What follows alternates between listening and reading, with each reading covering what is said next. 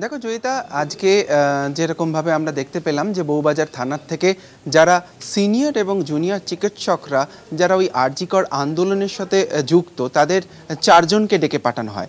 অর্থাৎ ডক্টর মানস গুমটা, ডক্টর সুবর্ণ গোস্বামী, এনারা সিনিয়র চিকিৎসক, তাদেরকে বউবাজার থানায় ডাকা হয়। একই সঙ্গে ডক্টর দেবাশিস হালদার এবং ডক্টর পরিচয় পান্ডা, তাকে কিন্তু ডাকা হয় বউবাজার থানাতেই। এই 4 জন ডাক্তারকে ডাকা হয় বউবাজার থানায়, অর্থাৎ জিজ্ঞাসাবাদের জন্য।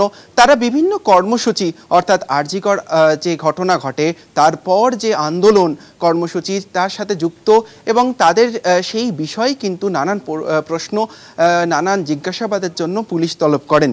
তা ইতিমধ্যেই আমরা দেখেছি এর আগেও বেশ কিছু জুনিয়র চিকিৎসকদের কিন্তু ডাকা হয় বউবাজার, হেয়ার স্ট্রিট বিভিন্ন থানার তরফ থেকে।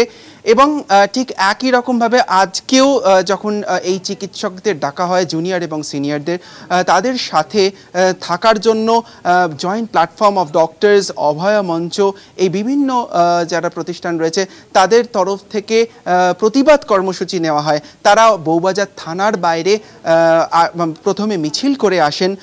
তাদের মিছিল শুরু হয়েছিল মেডিকেল কলেজ থেকে, সেন্ট্রাল এভিনিউ হয়ে তারা বউবাজার থানার সামনে আসেন।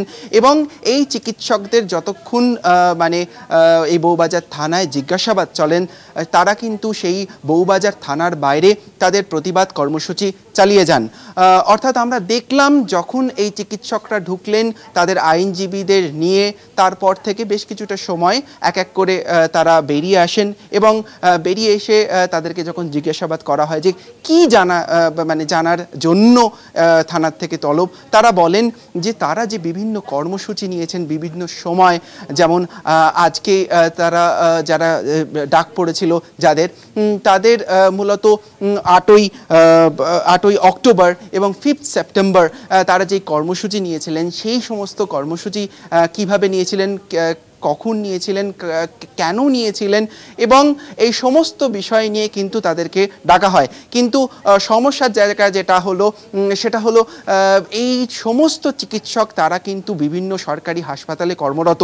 তো তাদের বক্তব্য, তাদেরকে যদি এইভাবে ডাকা হয় বারবার, পুলিশ যদি এইভাবে জিজ্ঞাসাবাদের জন্য তাদেরকে বারবার তলব করেন, তাহলে কিন্তু তাদের কাজের ক্ষতি হচ্ছে। তারা কোনোভাবে অপ্রস্তুত হয়ে পড়ছেন বিভিন্ন। এবং সবথেকে বড় কথা, তারা যখন আরজিকর আন্দোলনের বিভিন্ন কর্মসূচি নেয়, তারা অন্যান্য সাধারণ মানুষের মতোই তারা বিভিন্ন যেই সময়টা আরজিকরের যে ন্যায় বিচার, সেই যে নির্যাতিতার ন্যায় বিচারের দাবিতেই তারা পথে নামেন।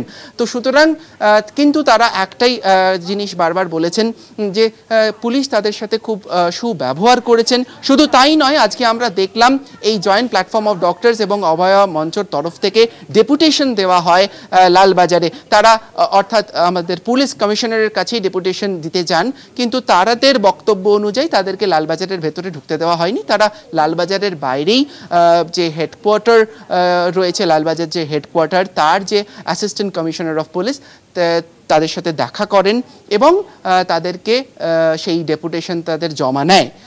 তো এই সারাদিন তাদের কর্মসূচি চলে এবং আমরা যা জানতে পারলাম যে তারা বারবার বলছে যে যদি আবারও ডাকা হয় তারা আবারও হাজিরা দেবেন, আবারও পুলিশের জিজ্ঞাসাবাদ যা করবেন তার সাথে সহযোগিতা করবেন। কিন্তু তারা কিন্তু বারবার বলছে তাদের কাজের ক্ষতি হচ্ছে এইভাবে যদি তাদের ডাকা হয়। ধন্যবাদ জানাবো রমিত।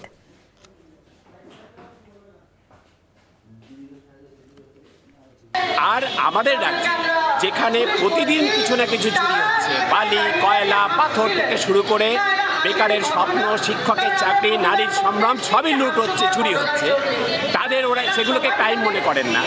আর চিকিৎসকরা শান্তিপূর্ণ মিছিল করেছেন রাজপথ ধরে পুলিশের উপস্থিতিতে, সেটাকে ওনারা অর্গানাইজড ক্রাইম মনে করে চিকিৎসকদেরকে ওরা থানায় ডেকে পাঠাচ্ছে।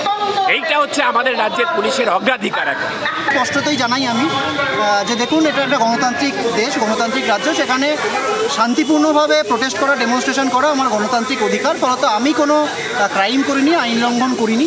আমরা আমাদের সহকর্মী ন্যায় বিচারের জন্য রাস্তায় তখনও ছিলাম, এখনও আছি, আগামীতেও থাকবো। ফলত এবং অসংখ্য মিছিল, অসংখ্য অবস্থান আর কি হয়েছে। তো ফলত আমি জিজ্ঞাসাও করি ওনাদের যে এরকম অসংখ্য মিছিল তো হয়েছে, তো কোন কোন মিছিলের জন্য আপনারা ডাকবেন, তার কোনো সদুত্তর ওনারা দেননি। কিন্তু যাই হোক, তাদের থেকে সৌজন্য সৌজন্যের কোনো অভাব ছিল বলে আমি অভিযোগ করছি না। তারা যথেষ্ট সৌজন্যমূলকভাবেই ব্যবহার করেছেন এবং তাদের শরীরী ভাষা থেকে স্পষ্ট যে এই গোটা বিষয়টা তাদের ওপর মহলের চাপে একটাভাবে তাদের করতে হচ্ছে।